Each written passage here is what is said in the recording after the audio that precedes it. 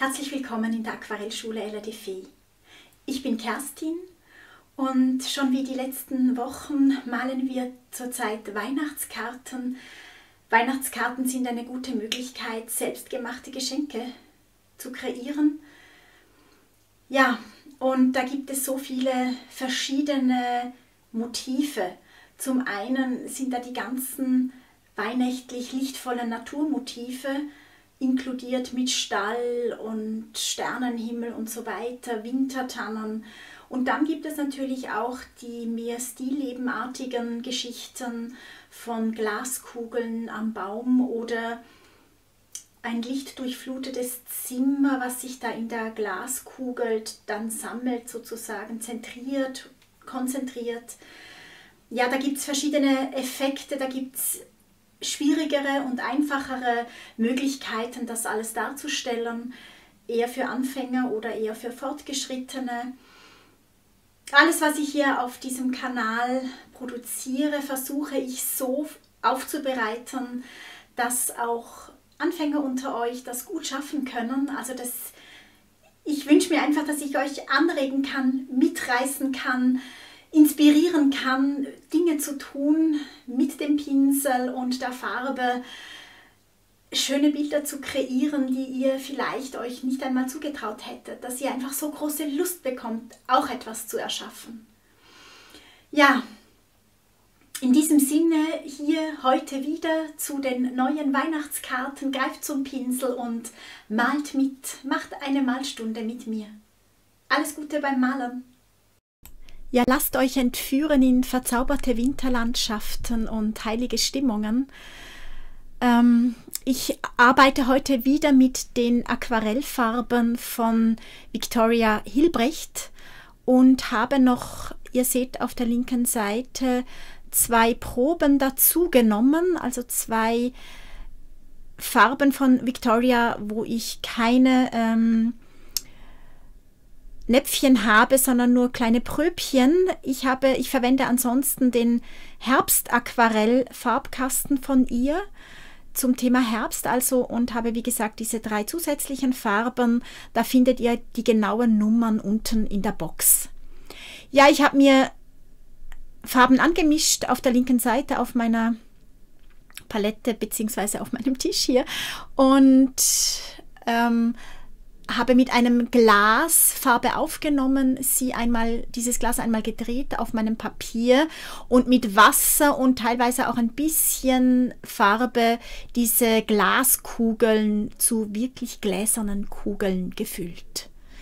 Dann habe ich sie aufgehängt an einem Fädelchen, wie ihr seht, und schon ist diese erste sehr, sehr schnelle Weihnachtskarte fertig und ich finde diese sehr sanften Farben, natürliche Farben auf Honigbasis von Viktoria Hilbrecht, das ist einfach toll, wie die so sanft daherkommen. Also die haben etwas sehr, sehr Sanftes.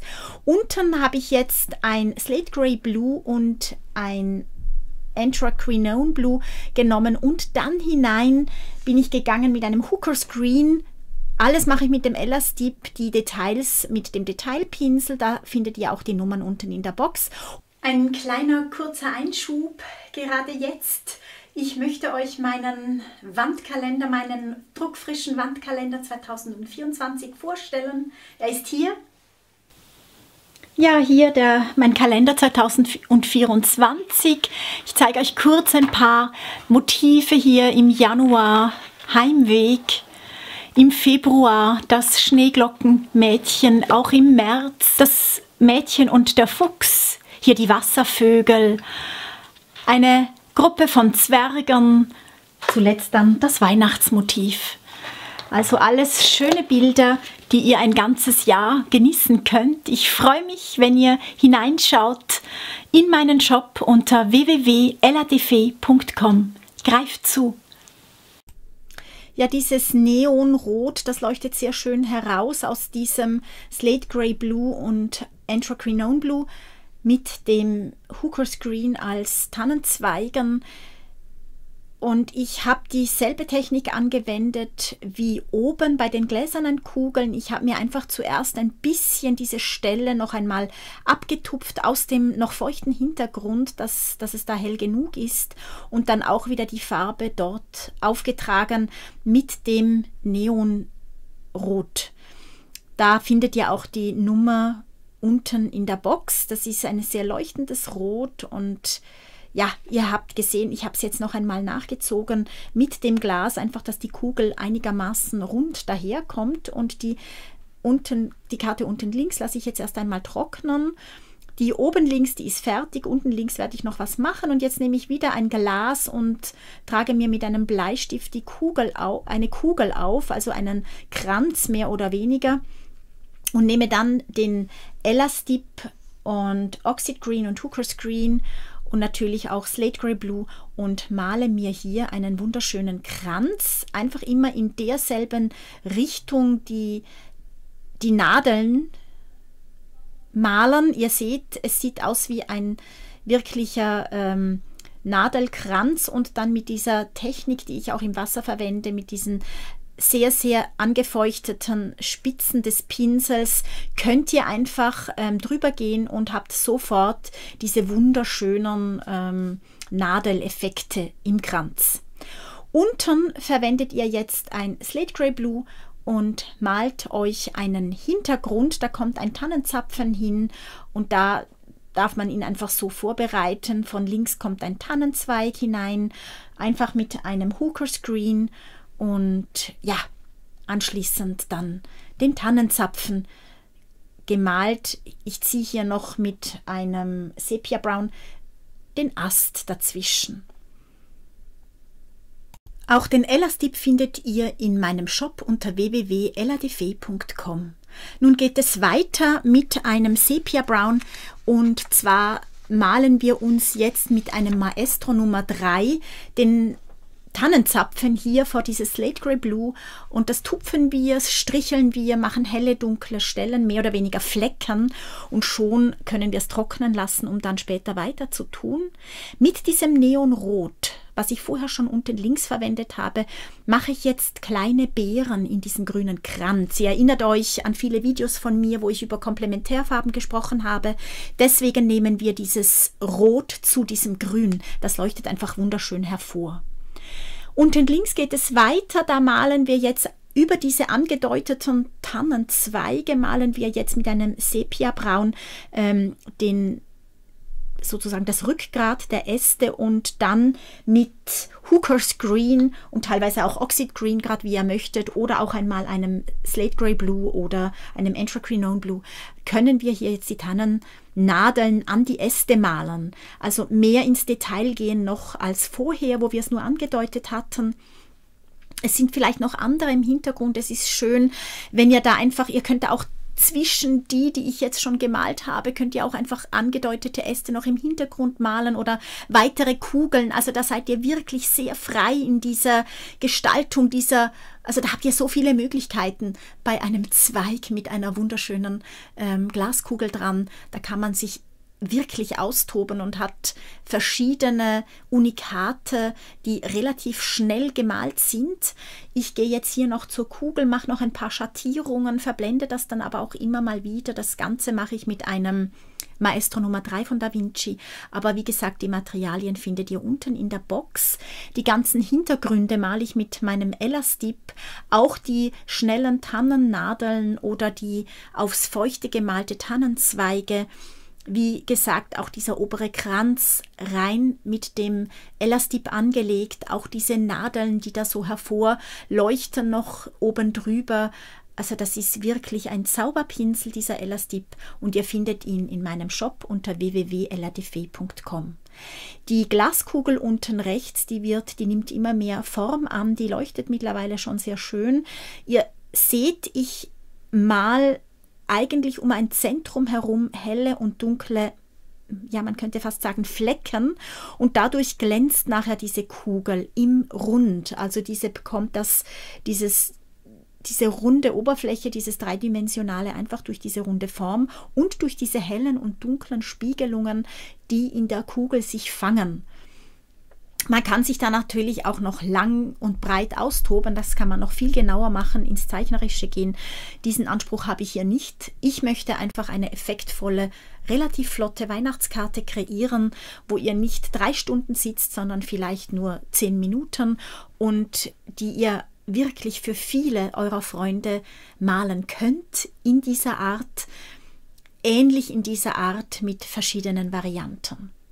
Oben rechts geht es weiter, da waschen wir eine Stelle aus und ihr seht, Victoria Hilprecht Farben kann man super wieder vom Blatt waschen, also diese Auswaschtechnik funktioniert genial mit diesen Farben, besser fast wie mit den meisten anderen und ich kann mir hier jetzt ein Samtband anlegen, ein weihnachtliches Samtband in einem Bordeaux-Rot, vielleicht ein bisschen gemischt mit Caput Mortuum oder Venetian Red, also da habe ich verschiedene Möglichkeiten. Wichtig ist, dass es samten, dass es warm daherkommt, auf diesem Grün.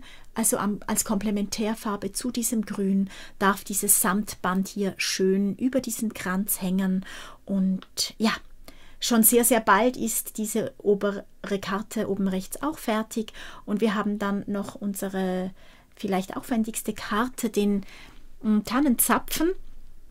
Da brauchen wir jetzt noch dunklere Stellen, dann auch noch ausgewaschenere Stellen. Also der darf da wirklich noch mehr Struktur, noch mehr Form annehmen, dieser Tannenzapfen. Und ich möchte ihn trotzdem so einfach halten wie möglich. Das heißt, ich möchte nicht ins Zeichnerische gehen. Jetzt habe ich in die Farbe noch hineingesprüht, dass sich es ein bisschen mehr vermischt und wieder verbindet, ohne dass ich da sehr viel zu tun hätte. Und ihr seht, er nimmt immer mehr Form an, er wird dunkler, er wird intensiver und ich möchte einen Tannenzapfen erkenntlich machen, ohne dass ich sehr viel zeichnerische Elemente da drin haben muss. Ja, immer wieder kann man hell-dunkle Stellen auch auswaschen. Ihr seht es oben beim Samtband, anschließend dann auch bei unserem Tannenzapfen. Das ist sehr, sehr wichtig, dass Stellen wieder ausgewaschen werden, um Erhebungen und Tiefen anzudeuten. Das geht so eigentlich am einfachsten. Und ihr seht, ich mache sogar den Trick mit meinem Neonrot, weil das leuchtet einfach so hervor. Und ich habe ja auch diese Beeren in dieser Farbe gemalt und ihr seht, dieses Band wird dadurch wirklich sehr bewegt. Also man kann es eigentlich anfassen, einfach weil es an helleren Stellen richtig neonrot hervorleuchtet. Ja, ich habe natürlich noch schattiert am Rand und so weiter und jetzt gehe ich zu meinem Tannenzapfen, Fichtenzapfen, der da so hübsch auf meinem Zweig sitzt. Nehme einen Schrubberpinsel, das ist einfach ein alter Aquarellpinsel, den ihr habt, oder aber ein Borstenpinsel, ganz gewöhnlicher Borstenpinsel, nicht zu dick vom Obi. Und ja, damit mache ich helle Stellen, also ich betupfe ihn mehr oder weniger unseren Tannenzapfen, sodass ich diese äußersten Bereiche, die an Zapfen immer am vordersten sind, so rausstehen und auch heller sind. Meistens sogar ist es ein leichtes Dreieck oder so, aber so genau müssen wir es gar nicht machen. Diese Stellen sollen hervorgehoben werden und ein bisschen herausleuchten. Nun kann ich auch diesen Zapfen noch mit meinem Maestro Nummer 3, diesen Zweig mit Nadeln bestücken. Und ihr seht es auch hier wieder, ich kritzle mehr oder weniger. Also ich mache kreuz und quer diese Nadeln an diesen Ast und es ist auch so, die schauen nicht alle gekämmt in eine Richtung, sondern wenn man einen Fichtenzweig anschaut, dann ist er wirklich ein bisschen chaotisch angeordnet. Und ja, das möchte ich hier auch machen. Ich verblende es dann noch ein bisschen mit einem Hooker Screen nach unten. Auch die Nadeln sind in Hooker Screen gemalt. Ihr könnt eine abdunkelnde Farbe, Oxide Black oder Anthraquinone Blue hineinmischen, dass ihr einfach noch ein bisschen Dunkelheit bekommt. Auch auf der linken Seite seht ihr, da gehe ich noch ein bisschen hinein und mache den Hintergrund noch ein bisschen unterschiedlich. Gebe noch Kugeln hinein in diese Feuchtigkeit, die jetzt im Hintergrund angelegt wurde von mir und habe dadurch mehr Tiefe. Also da gibt es noch weitere Kugeln an diesem Baum, die aber nicht so deutlich sichtbar sind. Und genau das wollte ich damit erreichen. Diese Kugeln verschwimmen, die sind irgendwo im Nirgendwo und gar nicht so ganz, also nur angedeutet. Also man weiß, die sind da irgendwo, aber man sieht sie nicht genau. Sobald es trocken ist, kann ich hier jetzt noch diesen Lichteffekt hineinbringen. Mit dieser Schablone kann ich da einfach einzelne Stellen auswaschen. Victoria Hilbrecht Farben, die lassen sich eben sehr, sehr gut auswaschen. Also es wird hier sehr kräftig, merke ich, dieses Weiß, und ich muss schauen, wie ich dazwischen gehe, dass auch noch sanftere Stellen da sind. Es ist gar nicht so einfach, nicht ganz viel Farbe wegzunehmen, sondern nur wenig. Also ihr müsst da sehr schnell, nachdem ihr es angefeuchtet habt, tupfen, oder ihr macht das Ganze einfach mit einem kleineren Pinsel, wenn ihr das möchtet.